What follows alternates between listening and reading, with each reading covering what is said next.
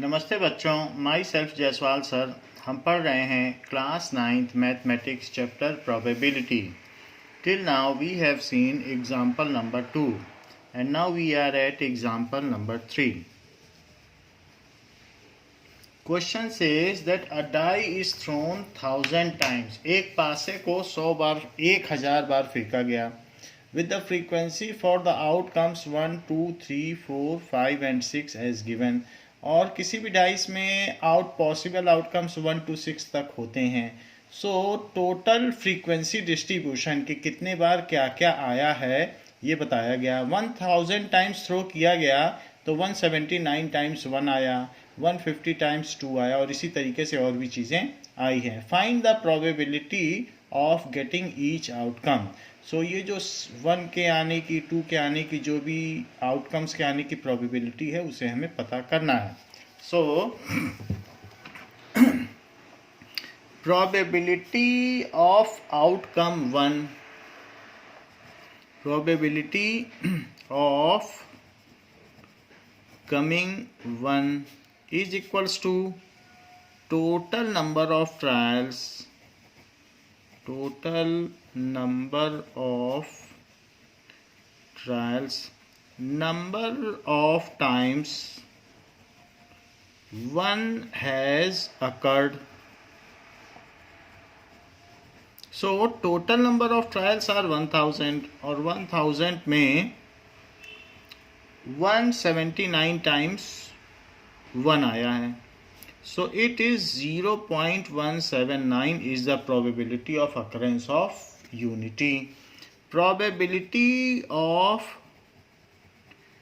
coming of 2. So the formula is total number of trials कि कितने trials हुए हैं. So total number of trials and number of times 2 has occurred. 2 कितनी बार आया है? So 2 has occurred 150 times and there are total number of trials are 1000. So 3 digit पहले decimal आ जाएगा and this is 0.150. Decimal में यहाँ पर 0 होने का कोई मतलब नहीं है तो आप इसे 0.15 भी लिख सकते हैं. Probability of coming of now probability of coming of 3. So let us find it out कि 3 के आने की क्या probability है. So coming of 3, it is total number of trials, total number of trials and number of times 3 has occurred.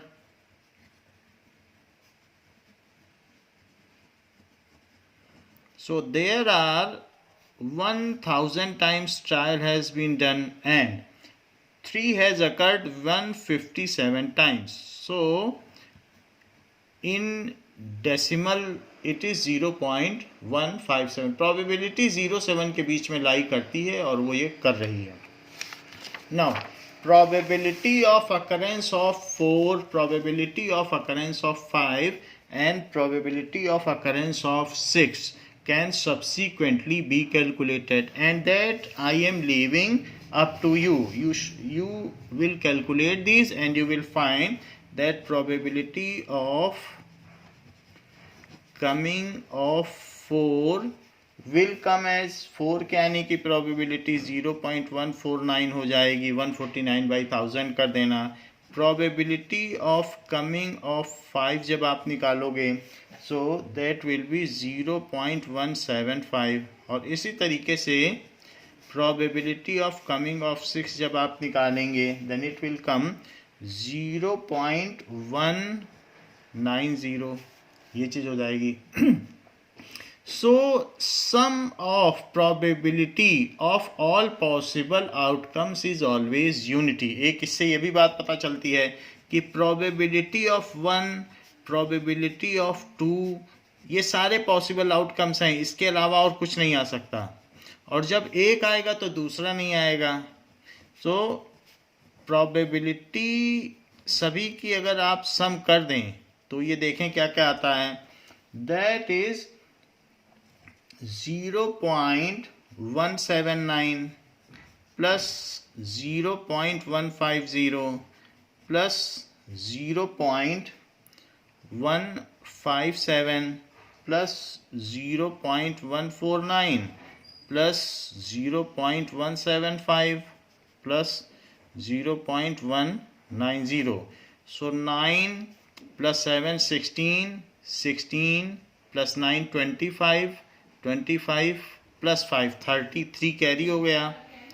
तो अब 3 carry हो गया तो 3 प्लस 7 10, 10 प्लस 5 15, 20, 24, 24 प्लस 7 31, 31 प्लस 9 40। तो 4 कैरी हो गया, 5 6 7 8 9 10। तो इट इज 1.0। तो आपने देख लिया 1 आ गई। So sum of probability of singleton event, that is ये सिंगल्टन इवेंट है, यानी 1 आया 2 आया, 1 1 एक किसी 1 के आने की 2 के आने की प्रोबेबिलिटी। कुछ लोग ऐसा भी सोच सकते हैं, कुछ सिंपल इवेंट्स होती हैं, कुछ कंपाउंड इवेंट। जैसे कोई ऐसा भी सोच सकता है 2 आ जाएगा तो उसकी गोटी पीट देंगे लूडो में, 3 आ जाएगा तो होम पे चले जाएंगे, 4 आ जाएगा तो हम स्टे होम हो जाएंगे, ऐसे कुछ सोच सकता है। तो 2-3 इवेंट भी कोई सोच सकता है, तो वैसे कंपाउंड इवेंट्स होती हैं। लेकिन कोई सिंपली अगर एक सिंपल खिलाड़ी तो सोचेगा 1 आ जाए। तो ऐसी सिंपल इवेंट्स की जो प्रोबेबिलिटी हैं, तो सम of probabilities of all possible outcomes is unity. So sum of probabilities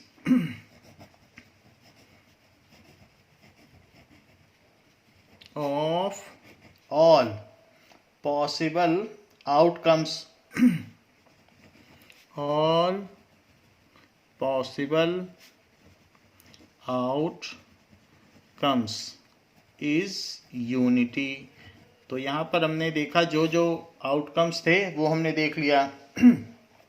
और ऑल्सो इससे और हमें क्या पता चला, जैसे हमने यहाँ पर देख लिया probability of first event, probability of second event यानी 2 के आने की, प्रोबेबिलिटी ऑफ थर्ड इवेंट 3 के आने की probability, probability of fourth event 4 के अकरेंस की प्रोबेबिलिटी, इसी तरीके से 5 के अकरेंस की प्रोबेबिलिटी एंड 6 के अकरेंस की probability. It has been found as 1 unity पाई गई।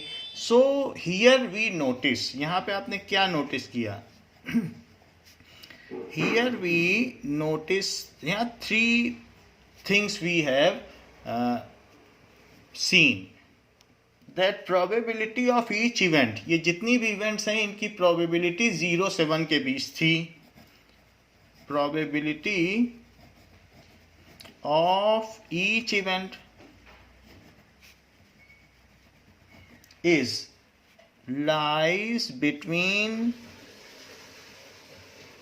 0 to 1, 0 to 1 के बीच में ही है सारी। Second, what was the observation? The sum of all the probabilities unity. The sum of all the probability is unity. And third, E1, E2 to E6 cover all possible outcomes of a trial. Where यहाँ E1, E2 हो सकता है किसी में और कुछ हो तो कई आउटकम्स हो। अगर आप क्वाइन टॉस करते हैं तो उस केस में E1 और E2 ही होगा क्योंकि हेड और टेल होगा। अगर आप ताश के पत्ते एक एक निकालते हैं तो ये E52 तक जाएगा क्योंकि ताश में 52 पत्ते होते हैं। तो सारे पॉसिबल आउटकम्स आपको लेने पड़ेंगे। सो here E1, E2 to E6 covers all possible outcomes। तो ये चीज़ हमने लिख दी है, sum of probability of all possible outcomes is unity. वही चीज़ यहाँ 2 बार में कही गई है कि ऑल पॉसिबल आउटकम्स लिए जाए फिर उनकी प्रोबेबिलिटी का सम किया जाए तो यूनिटी होगा। ये बात हम पहले से ही जानते हैं कि 0 से 1 के बीच में लाई करती है। Now example number 4। सो ये चीज़ हमने यहाँ पर देख ली कि ये चीज़ यहाँ दी गई है जो हमने अभी आपको बताया। Now example 4, on one page of telephone directory there are 200 telephone numbers. The frequency distribution of these their unit place digit, unit place digit में जैसे यहाँ 3 है तो इसमें 3 ले लिया गया है, तो ऐसे सारे में यूनिट प्लेस पे क्या आता है उसका फ्रीक्वेंसी डिस्ट्रीब्यूशन किया गया है। दो it is a number, so it is a number of 8 digit, तो ये 8 डिजिट लैंडलाइन नंबर होता है, उसमें यूनिट प्लेस पे 3 आ रहा है, तो ऐसे 200 नंबर्स देखे गए और ये भी देखा गया कि उनके यूनिट प्लेस पे क्या क्या आ रहा है और उसका एक फ्रीक्वेंसी डिस्ट्रीब्यूशन टेबल बनाया गया। Now this is frequency distribution table that last digit, that is digit at unit place 0। 22 cases में लास्ट में जो नंबर था 8 डिजिट नंबर उसका लास्ट नंबर 0 था। 200 टेलीफोन नंबर्स में 22 फ़ोन नंबर ऐसे थे जो 0 पे एंड होते थे, 26 फ़ोन नंबर ऐसे थे जो 1 पे एंड होते थे, ऐसे ही 22 नंबर ऐसे थे जो 2 पर एंड होते थे और सो ऑन, और 20 नंबर ऐसे थे जिनके एंड में 9 आता था, यानी यूनिट प्लेस पे 9 आता था। तो आपसे ये पूछा जा रहा है, without looking at the page the pencil is placed on one of the number that is chosen at random, what is the probability that it is unit place is 6। अगर मान लीजिए बहुत सारे 200 नंबर लिख दिए गए और आप पेंसिल ऐसे ऐसे करें और एक जगह पेंसिल रख दें तो उसकी क्या संभावना है कि उसके एंड का नंबर 6 होगा। तो अब इन्हीं के वेटेज के हिसाब से निकाला जाएगा, फ्रीक्वेंसी के वेटेज के हिसाब से कि 6 के आने का क्या वेटेज है। तो 200 में से 14 ऐसे केसेस पाए गए जिसमें 6 आ सकता है, तो उसी के बेसिस पे इसकी प्रोबेबिलिटी होगी। Now probability of occurrence of 6, that is total number of trials, probability of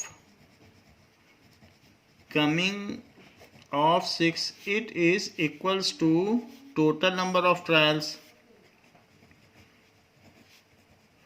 number of trials and number of times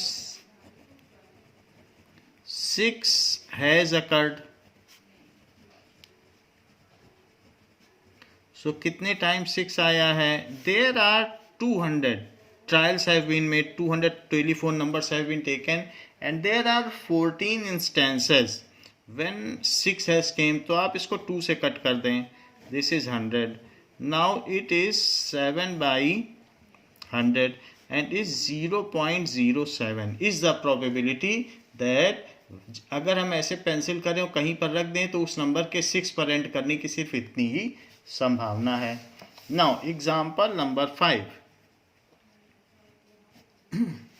Example number 5 says the record of weather station shows that out of 250 consecutive days the weather forecast was correct 175 times। अगर 250 consecutive days की forecast निकाली गई तो 175 times correct I है, उतने दिन सही आई। कभी जैसे कहा बारिश होनी है तो उसमें अगर 250 टाइम्स बारिश होनी है कहा गया तो 175 टाइम्स बारिश हो भी गई है, तो वो फोरकास्ट करेक्ट पाई गई है इतने टाइम्स, बाकी दिन नहीं हुई।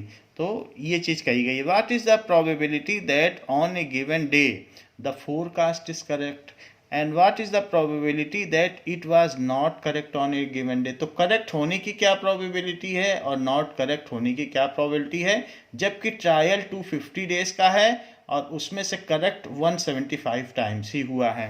सो probability that forecast is correct.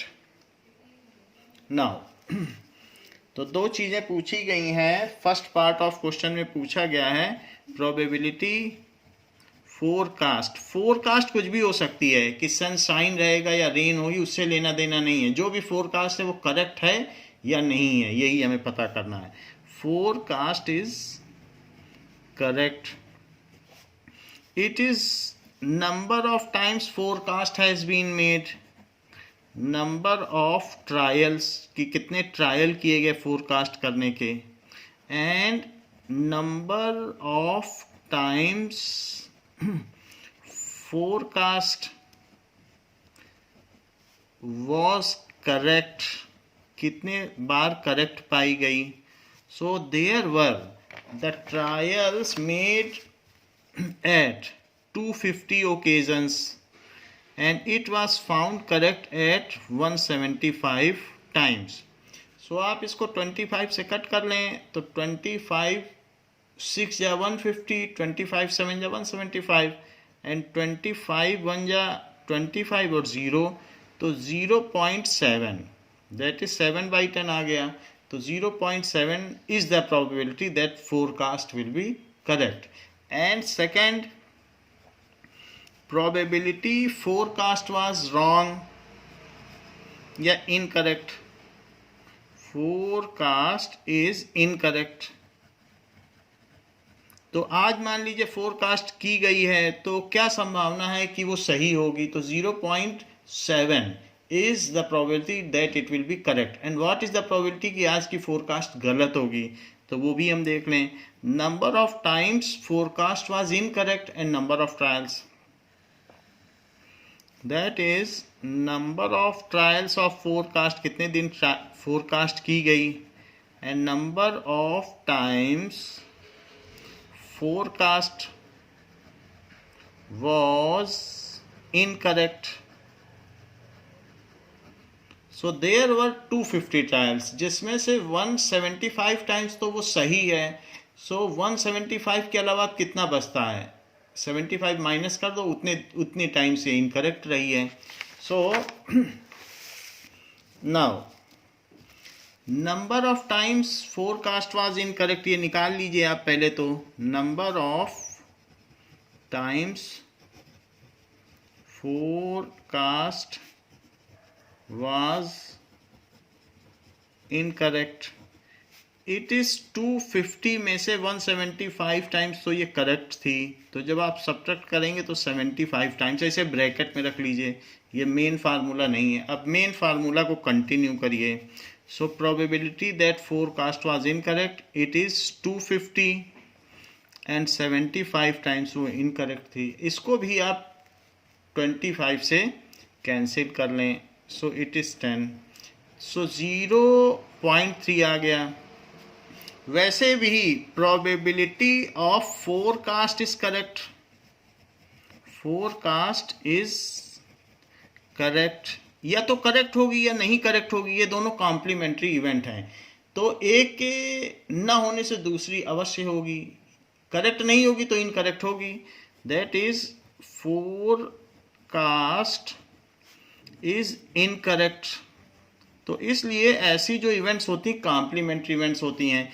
तो जब ये 0.7 है, सो ये 0.3 है. मान लीजिए आपको इनकरेक्ट निकालनी है तो आप इनकरेक्ट ऐसे भी निकाल सकते हैं, क्योंकि इन दोनों का सम यूनिटी होता है, इसका और इसका sum of one event, occurrence of one event and not occurrence of that event is unity. बारिश के होने और ना होने की संभावना 1 होती है, हमारे पास या फेल होने की संभावनाओं का योग 1 होता है. So probability of occurrence of one event and non occurrence यानी कॉम्प्लीमेंट्री इवेंट वो हमेशा 1 होती है. तो ये 0.7 हो गया. और probability that it is incorrect, तो इन दोनों का सम तो 1 हो जाएगा, ये हमने पहले भी पढ़ा है. So probability that the forecast is incorrect, it is equals to 1 minus 0.7. तो ऐसे भी आप निकाल सकते हैं 0.3. तो ये एक दूसरा मेथड हो गया. So sum of probabilities, sum of probabilities of any event and, probability किसका, any event and its complementary event.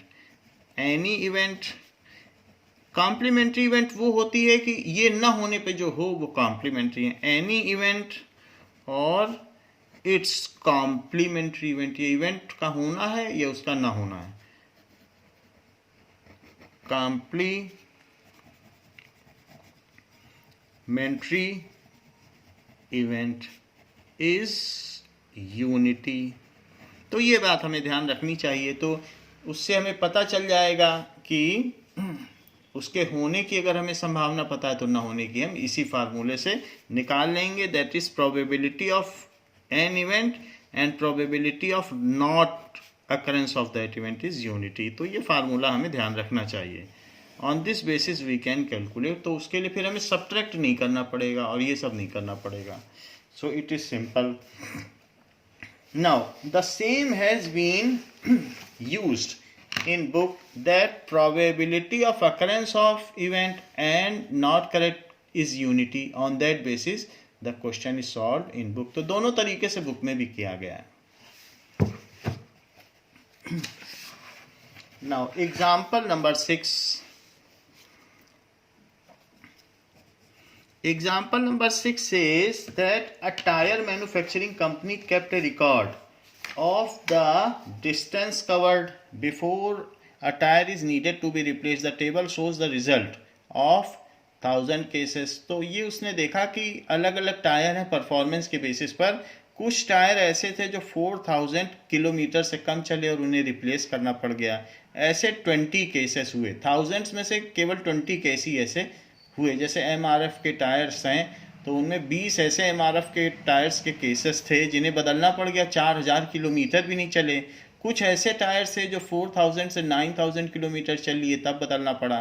तो जो भी रीडिंग होती है कि कितने किलोमीटर कोई चीज़ चली है तो उससे हम ये पता कर सकते हैं कि वो कितना चला है। नाउ 9001 से 14000 तक चला है। ऐसे 325 केसेस हुए and more than 14000 cases, that is more then 14000 kilometre जो चला हो, यानी इतना चला हो, काफ़ी चला है। ऐसे 445 केसेस हुए। Now so here we are seeing the frequency distribution कि कितने कितने किलोमीटर कितने कितने टायर चले हैं एंड द टोटल सम अगर आप कर दें, नीचे जो फ्रीक्वेंसी दी है वो 1000 है। सो उसको हमने डिस्ट्रीब्यूट कर दिया है कि टायर कितना कितना चला है। सबसे अच्छी परफॉर्मेंस जो 14000 किलोमीटर से ज़्यादा चले हैं, ऐसे 445 केसेस हुए हैं जिसमें उन्होंने बहुत अच्छी परफॉर्मेंस दी टायर्स ने। If you by A tyre of that company, तो उसकी क्या संभावना है कि it will need to be replaced before it covers 4000 kilometre. 4000 से पहले ही बदलना पड़ जाए तो उसकी क्या संभावना है। तो total number of trials are 1000 and it is needed to be replaced before 4000। तो 4000 से कम में चलना पड़े तो ऐसे 20 हैं, तो 20/1000 हो जाएगा। It will last more than 9000 kilometre. 9000 से ज़्यादा चल जाए तो 9000 से कम के ये केस हैं और 9000 से ऊपर के सारे केस हैं, क्योंकि 9000 से 14000 चले तो भी 9000 से ज़्यादा चला और मोर देन 14000 चले तो भी 9000 किलोमीटर से ज़्यादा चला। तो यहाँ के आगे के जितने केसेस हैं they all cover that it will last more than 9000 cases. तो ऐसे में हम इन दोनों को ऐड कर देंगे सेकेंड पार्ट में। And it will need to be replaced after it has covered somewhat between 4000 and 14000। तो 4000 से ज़्यादा चले एंड बिटवीन कह रहा है, जरा देखिएगा बिटवीन, तो 4000 से 14000, तो यहाँ से शुरू करो और यहाँ तक, यानी इन दोनों को जोड़ करो कि 4000 से ज़्यादा चले बट 14000 से कम। तो थर्ड केस में इन दोनों को ऐड करेंगे। Now the question is first part asks that probability that it will be replaced before it covers 4000, replaced before it covers 4000 kilometer, so it is equals to total number of trials, कितने case study किए गए, total number of trials ऐसे 1000 case study किए गए and number of times tire has been replaced before 4000 kilometer. So tire has been replaced before 4000 kilometer.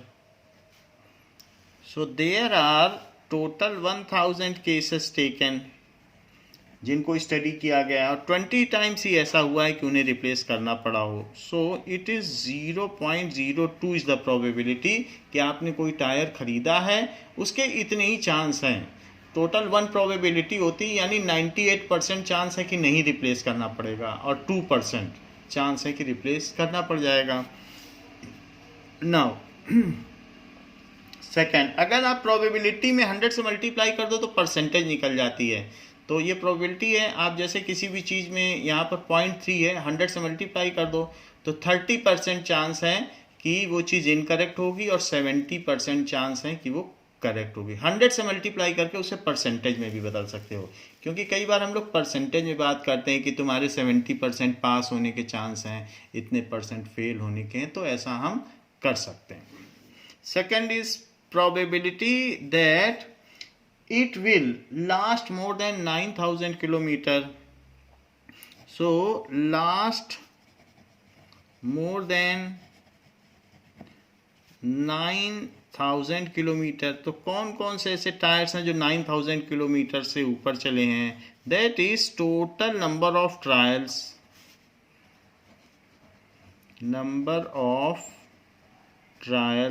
And number of times it has lasted more than 9000 kilometers. Number of times it lasted more than 9000 kilometers. So there were total 1000 trials and there were the cases जब वो 9000 से ऊपर चला हो. तो 325 तो 9000 से ऊपर चला है, 9000 से 14000 और 14 से जो ऊपर है वो भी तो 9000 से ऊपर चला है. सो 325 प्लस 445 को ऐड कर दो, वही टोटल केसेस हैं कि जब वो 9000 किलोमीटर से ज़्यादा चला है. सो इसको ऊपर लिख देते हैं 325 plus 445. Now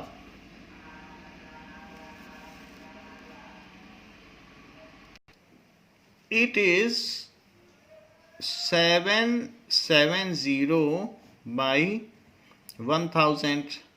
So it is 77 by 100. Otherwise it is 0.77 is the probability. या फिर ये कह सकते हैं 77% is the chance कि वो 9000 से ज़्यादा ही चलेगा. Now third one is asked what is the possibility that tyre को बदलना पड़ जाएगा 4000 से 9000 के बीच में, उसकी क्या संभावना है? So probability tyre will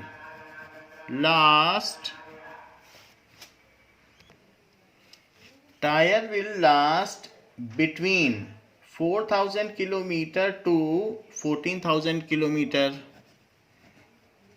between 4000 kilometer to 14000 kilometer. What is the probability of it? So total number of trials and number of times it has lasted between 4000 to 14000. Now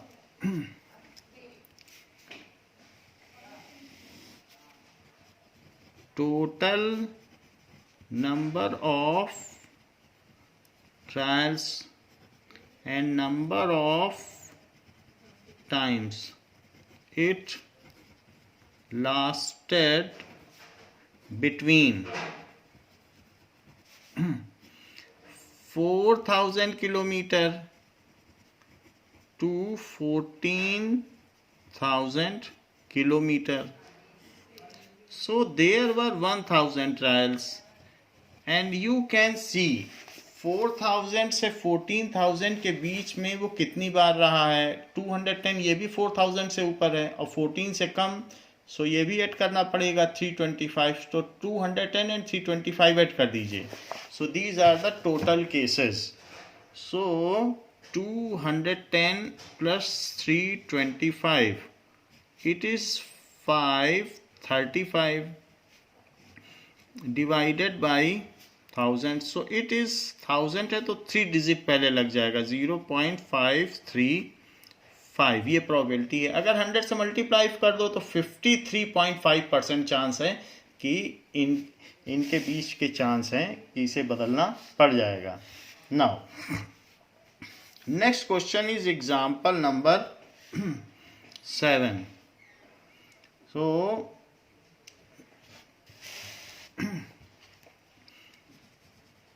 example 7 says the percentage of marks obtained by a student in monthly unit test are given below. So ये monthly, now these are 5 unit tests. So first unit test में उसके 69% marks हैं, second unit test में 71%, and third, fourth and fifth unit test में उसके marks हैं. 5 unit test हैं और उसके मार्क्स का ये टेबल दिया गया है. Based on this data find the probability that student gets more than 70% marks in a unit test. तो अगर एक यूनिट टेस्ट होता है तो बच्चे के 70% या उससे ज़्यादा आने के कितने चांस हैं. Now see there are 5 trials. तो 5 ट्रायल्स में उसने कितने ट्रायल्स में 70% से ज़्यादा मार्क्स पाए हैं.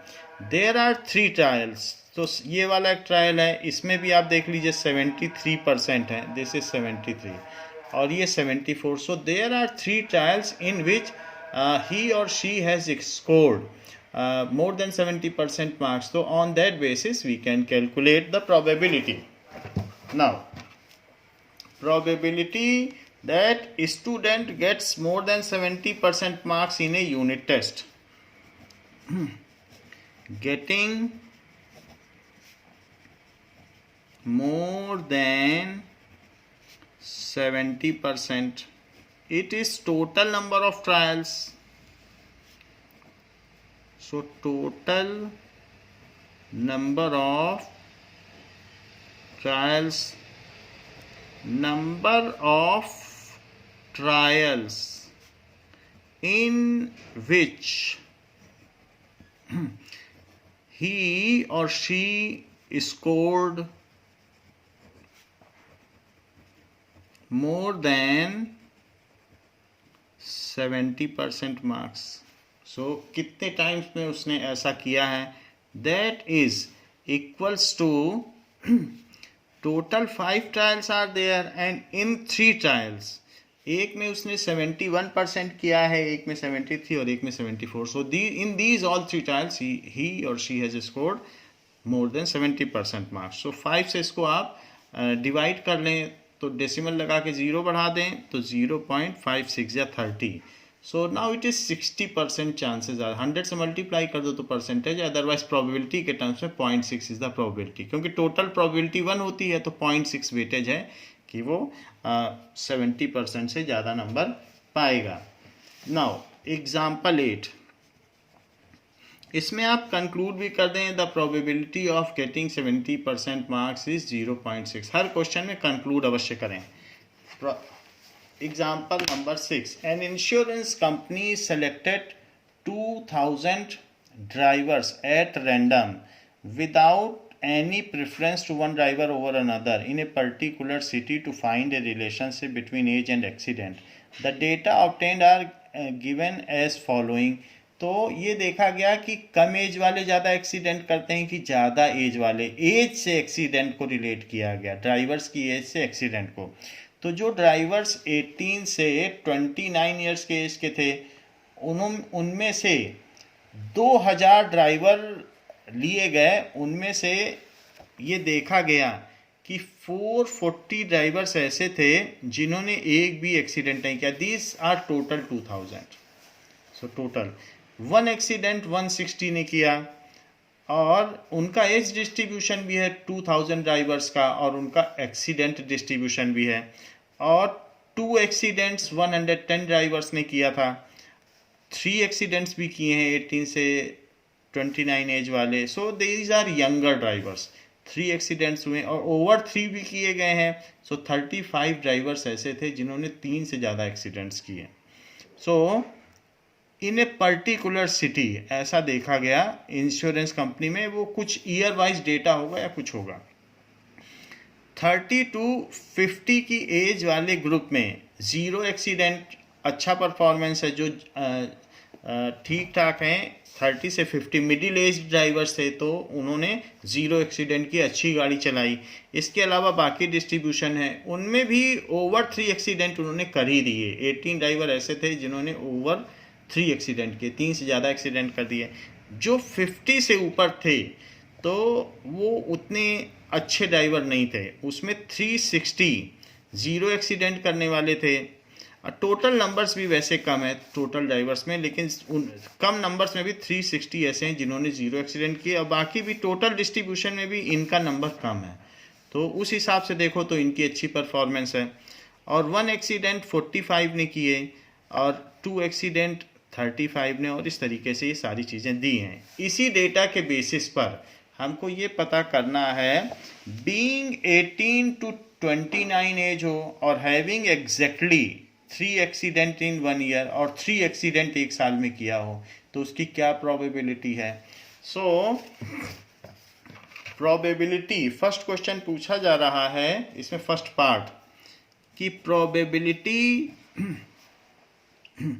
Having as 18 to 29 years and that is indulged in 3 accidents and having done 3 accidents। सो ऐसे कितने हैं total case, total number of trials कितने ही हैं। तो टोटल ट्रायल्स देखिए कि टोटल में से किसी ड्राइवर को, ऐसा कोई ड्राइवर हम सोचें कि उसकी एज इतनी पाई जाए और उसने 3 एक्सीडेंट किया हो, ये दोनों चांसेस उसी में से 2000 केस में देखने हैं। So total number of trials, हमने रेंडमली एक ड्राइवर सेलेक्ट किया और हम ये देखना चाहते हैं कि क्या उसकी एज 18 to 29 है, तो इसके भी कम ही चांस हैं क्योंकि और भी एज ग्रुप के हैं, 29 से 50 तक के भी हैं, 30 से 50 और 50 से ऊपर के हैं, तो उसकी भी प्रोबेबिलिटी इसी में इंक्लूड होगी और 3 एक्सीडेंट की भी इसी में होगी। तो सारे ट्रायल्स में जो इंश्योरेंस कंपनी देख रही है, सो टोटल नंबर ऑफ ट्रायल्स उसने कितने मेड किए, तो उसने 2000 केसेस को स्टडी किया, तो वो ट्रायल्स हो जाएंगे। अब उसमें कितने ऐसे ड्राइवर हैं जो इस एज के हों, दैट इज़ 18 to 29 हो और 3 एक्सीडेंट किए हों, तो ये 18 to 29 है, और 3 एक्सीडेंट किए हों तो ऐसे 61 केसेस है। पहली लाइन पढ़ लो आप, तो 18 to 29 में एग्जैक्टली 3 एक्सीडेंट तो 61 हो गए। सो ये नंबर ऑफ फेवरेबल, ये आप ये लिख लें, जब पूरा इतना बड़ा लिखना नहीं है, नंबर ऑफ फेवरेबल इवेंट्स, कितने टाइम्स फेवरेबल इवेंट्स हुई हैं, तो कई बार जब ज़्यादा बड़ा हो तो इतना लिख देना ठीक रहता है। सो टोटल नंबर हैं 2000 और उसमें से 61 जो है वो फेवरेबल केसेस हैं इसके फेवर में। तो दिस इज़, अब ये 61 है, 2 से कट कर दो, 2 से कट करोगे तो 2 3 जा 6, फिर 1 बचेगा, तो कैरी किया। 2 से अगर आप 61 में कट करोगे तो 2 3 जा 6, 1 कैरी किया, नहीं जा रहा है तो 0 बढ़ाया, फिर डेसिमल लगा के 0 बढ़ाया तो 30.5। सो 30.5 बाई 1000, 2 से इसलिए कट किया है क्योंकि फिर 1000 आ गया। अब 3 डिजिट पहले डेसिमल शिफ्ट कर दें तो 0.0305। Now second is the case, it has been asked, being 30 to 50 years and having 1 or more accidents in a year. So probability 30 to 50, age 30 to 50 years and indulged इन यानी शामिल हैं in one और मोर accidents, one और मोर accidents, एक या एक से ज़्यादा दुर्घटनाएं की हों।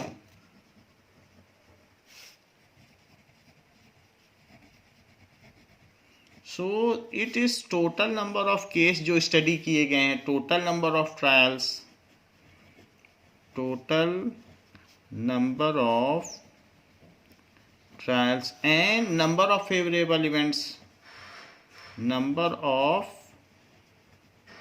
favorable events कि कितने ऐसे केस हुए हैं। तो टोटल ट्रायल्स तो इंश्योरेंस कंपनी के 2000 हैं और उसमें कितने ऐसे केसेस हैं जो 30 से 50 हों। नाउ 30 to 50 ईयर्स एज हो और 1 या 1 से ज़्यादा एक्सीडेंट किए हों तो 125 ऐसा है। सेकंड कॉलम देखिए 30 to 50 ईयर्स एज, सो 125 एक या एक से ज़्यादा एक्सीडेंट, 125 + 60 + 22 + 18, ये 1 या 1 से ज़्यादा के केसेस हैं। इन सभी को ऐड कर देंगे तो हमारा आंसर आ जाएगा। दैट इज़ 125 ने तो एक एक्सीडेंट किए, 1 और मोर, और इसके अलावा 2 एक्सीडेंट 60 लोगों ने किए, 3 एक्सीडेंट 22 एंड 18। ये हमारा जो सेकंड रो है वो केस लिया गया है जिसमें 30 to 50 ईयर्स के एज हैं। इनको ऐड करिए, ये 40 आ गया, 40 में 60 ऐड करिए तो 100 आ गया, 100 में 125 ऐड करिए, सो इट इज़ 225/2000। ये चीज़ हो गई। अब इसमें आप 2 से ऊपर नीचे डिवाइड कर दीजिए, तो 2 से नीचे डिवाइड करेंगे सो 1000 आ जाएगा और ऊपर करेंगे तो 2 1 जा 2, 2 1 जा 2, 2 2 जा 4, फिर 1 बचेगा तो डेसिमल लगाकर 10 हो जाएगा तो 5 आ जाएगा। अब 3 डिजिट पहले आप डेसिमल लगा दें, so it is 0.1125। This is the probability कि अगर हम कोई एक केस उठाते हैं तो उसके क्या चांस हैं कि वो ड्राइवर इस एज का हो और उसने एक से ज़्यादा एक्सीडेंट किया हो। 100 से मल्टीप्लाई कर दो तो 11% ऐसे केसेस चांस हैं कि वो ड्राइवर इस एज का हो और उसने एक से ज़्यादा, एक कोई भी केस उठाएंगे तो उसके 11% चांस निकलेंगे कि वो इस ग्रुप में आता हो। Third is the case that having no accidents in 1 year. कोई हम केस उठाएं तो क्या चांस है उस ड्राइवर ने उस साल कोई एक्सीडेंट ही ना किया हो। सो प्रोबेबिलिटी जरूर लिखनी है। So having no accident, so that is total number of trials, total number of trials, cases with no accidents, cases with या trials with no accident, trials भी लिख सकते हैं। so total number of trials are 2000 and उसमें कितने ऐसे हैं कि जिन्होंने कोई एक्सीडेंट नहीं किया है। तो यहाँ एज ग्रुप का कोई कंस्ट्रेंट्स नहीं है, सारे नो एक्सीडेंट के केसेस आप ले लो। 440 ये तो 18 से 29 के बीच हैं, 30 से 50 के बीच में 505 है एंड अबव 50 360, ये सारे केसेस आ जाएंगे क्योंकि नो एक्सीडेंट हमें देखना है। सो इन तीनों का सम कर देते हैं। 440 प्लस 505 प्लस 360, सो इन सबको हम टोटल कर देंगे तो हमको पता चल जाएगा what is the probability of no accident. Now it is 440, तो 440 ऐड करें, इनको एक तरफ लिखकर ऐड कर देते हैं। So 440 505 and 360, so this is 501 carry हो गया तो 1305 are the cases. 1305 divided by 2000, 2 से कट कर लें, 2 से कट करेंगे तो 2 6 या 12 10 बचेगा तो 5 2 2 ज़ा 4, फिर 5 डिवाइडेड बाई 1000। अब 3 डिजिट पहले डेसिमल लगा दें तो 0.6525। सो दिस इज द प्रोबेबिलिटी कि अगर हम एक कोई केस उठाएं तो क्या संभावना है कि उसने एक्सीडेंट न किया हो? 100 से मल्टीप्लाई कर लो, 65% चांस है कि उसने कोई एक्सीडेंट न किया हो। This was question number example number 8। Now example number 9। Consider the frequency distribution table. तो ये टेबल दी गई है which gives the weight of 38 students in A class. So 38 students की फ्रीक्वेंसी डिस्ट्रीब्यूशन टेबल दी गई है। Find the probability that weight of a student lies in interval of 46 to 50 kg का वो बच्चा है, ये हमें देखना है। So give two events in this context, one having probability 0 and other having probability 1। इसमें आपको ऐसी दो इवेंट्स भी बतानी है कि जो इम्पॉसिबल इवेंट हो, क्योंकि probability 0 का मतलब इम्पॉसिबल इवेंट, और जो श्योर इवेंट हो तो ऐसी भी कोई अपने मन से एक इंस्टेंट बतानी है। सो सबसे पहले हम ये पता करेंगे कि 46 से 50 kg के बीच में एक स्टूडेंट को उठाया गया तो इतना वजन होने की उसकी क्या प्रोबेबिलिटी है। Now this is the table, और इसमें हमें ये बताना है कि 46 से 50 kg किसी बच्चे का वेट हो, उसके कितने चांस हैं। There are 3 cases out of 38 when the students are having weight between 46 to 50 kg। आप इसमें देख लें 46 to 50 kg के 3 स्टूडेंट्स हैं।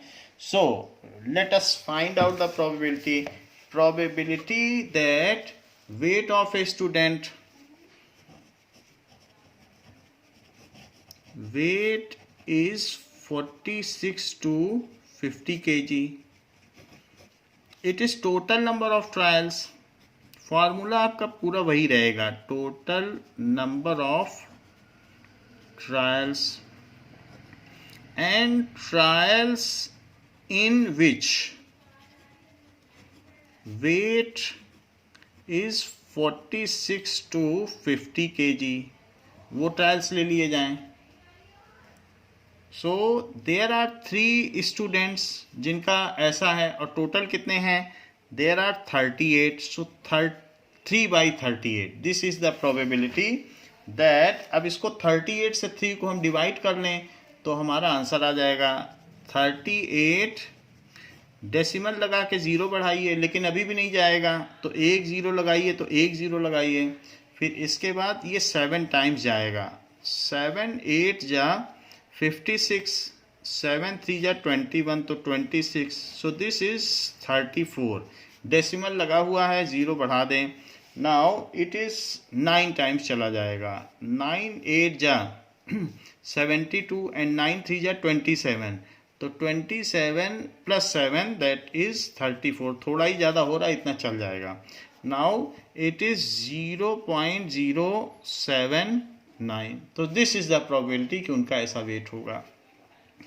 सेकंड केस में कह रहा है कि ऐसी प्रोबेबिलिटी बताएं कि उनका वेट प्रोबेबिलिटी 0 है। ऐसा कोई केस लें कि the probability of weight is 0। तो ऐसी कौन सा केस हो सकता है? Now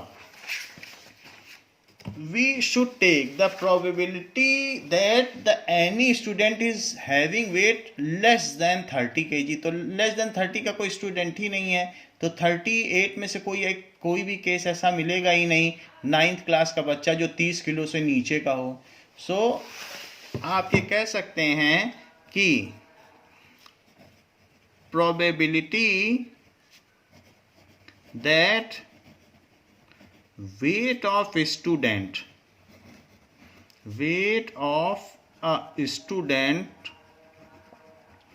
is less than 30 kg। 31 से तो ऊपर हैं सारे, तो 30 kg से कोई बच्चा नीचे नहीं है। 30 kg is 0 and such case is impossible event and such event, ऐसी जो इवेंट होगी is impossible event।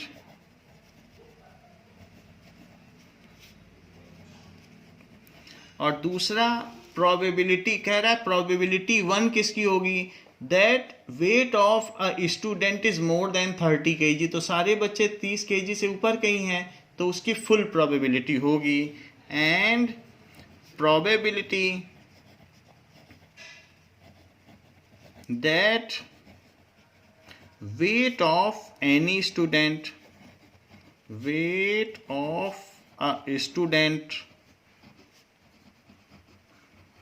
is more than 30 kg, तो सारे बच्चे 30 kg से ऊपर के ही हैं, is one यूनिटी है. And such event is sure event, ऐसी इवेंट श्योर इवेंट है.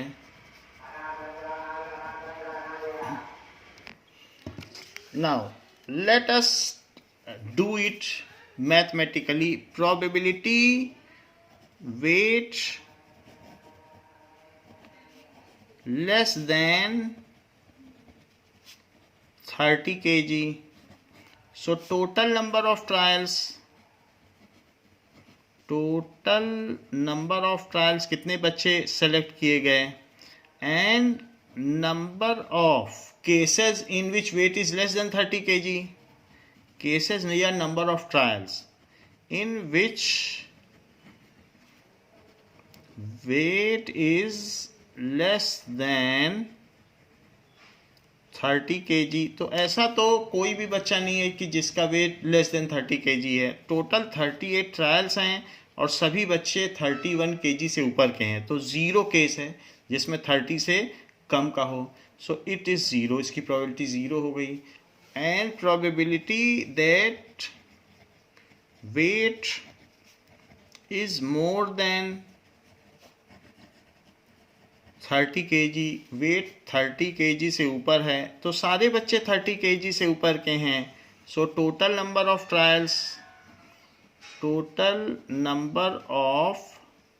Trials and number of trials in which weight is more than 30 kg, तो मोर देन 30 kg के तो सभी बच्चे हैं. So there are out of 38 every student is 30 से ऊपर के सभी हैं. सो 9th के बच्चे तो 40 kg एवरेज वेट होता है, तो चार्ट के हिसाब से भी अगर हम देखेंगे, so all students are in lying in this category only. तो जितने भी इसमें हमने बच्चे देखे सभी 31 से लेकर आप देख लें 31 से 75 तक हैं, तो सभी 30 से ऊपर के हैं, तो सब टोटल करोगे तो 38 ही आएगा. सारे केसेस फेवरेबल हैं. सो it is 38. So total probability is 1. इस वजह से ये श्योर इवेंट हो गई. नाउ एग्जाम्पल नंबर 10 क्या कहा गया है? 50 seeds were selected at random. 50 seed हर बैग में देखे गए. वैसे बैग में बहुत सारे हैं. From each of 5 bags of seed and were kept under standardise condition favourable to germination. 20 days के बाद ये देखा गया कि जो पहले बैग के 50 सीड्स निकाले गए उसमें से 40 ही जर्मिनेट किए. सेकेंड बैग में 48 जर्मिनेट हो गए. थर्ड बैग में 42 जर्मिनेट हो गए.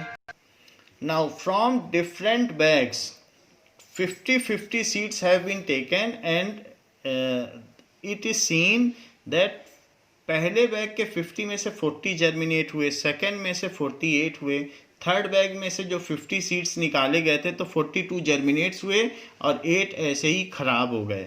फोर्थ में 39 हुए और फिफ्थ में 41. तो अलग अलग क्वालिटी के 5 बैग से तो सेकंड बैग बहुत अच्छा था जिसमें से 50 में से 48 जर्मिनेट हो गए. What is the probability of germination of more than 40 seeds in a bag? तो हम कोई बैग उठाते हैं और उसमें 40 से ज़्यादा सीड जर्मिनेट कर जाएं, इसकी क्या संभावना है? तो हमने 5 ट्रायल्स बनाए और उसमें से 40 से ऊपर, मोर देन 40 कहा है, उसमें 40 नहीं ले सकते आप. ये मोर देन 40 है, ये मोर देन 40 है, ये more than 40. 3 cases more than 40 के हैं. So probability that more than 40 seeds germinate. Let us see. more than 40 seeds germinate, तो इसके क्या केसेस हो सकते हैं? There are total number of trials कितने हैं वो भी देख लें, और कितने केसेस फेवरेबल हैं। Total number of trials, number of favorable cases, number of trials favorable to event.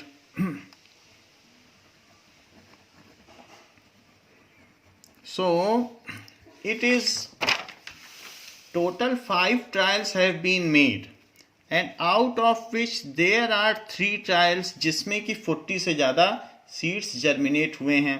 So it is 0.6 is the probability, otherwise 60% is the chance that कि सीड 40 सीड जर्मिनेट हो जाएंगे अगर 50 सीड हमको दिए गए हैं. Now second is 49 seeds in a bag germinate करें. Probability 49 seeds in a bag germinate, तो ऐसा तो कोई केस ही नहीं हुआ है. 48 से ज़्यादा तो कहीं जर्मिनेट ही नहीं हुए हैं. तो total number of trials, total number of trials favourable to event, number of trials favourable to event.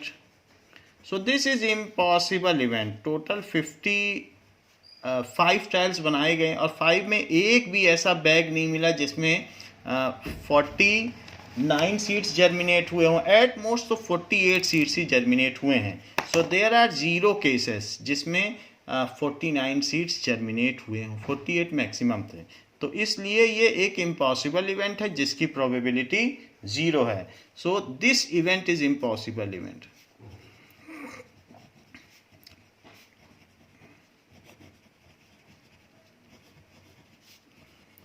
Event भी बोल सकते हो, आउटकम भी बोल सकते हो. सो this is second case. Third case, that more than 35 seeds in a bag, probability more than 35 seeds germinated, कि अगर हम एक बैग उठाते हैं तो क्या संभावना है कि उसमें मोर देन 35 सीड्स जर्मिनेट होंगे. तो total number of trials and number of trials favourable to this event,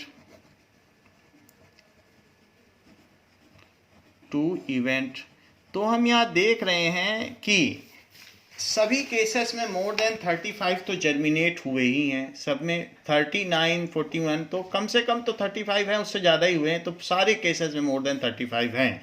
so now there are 5 cases out of 5. In all the cases the seeds have been germinated are more than 35. So it is 1. So this event is sure event. This event is sure event. Now this much is there for this class, and now the exercise 15.1 we will discuss in next class. Thank you बच्चों.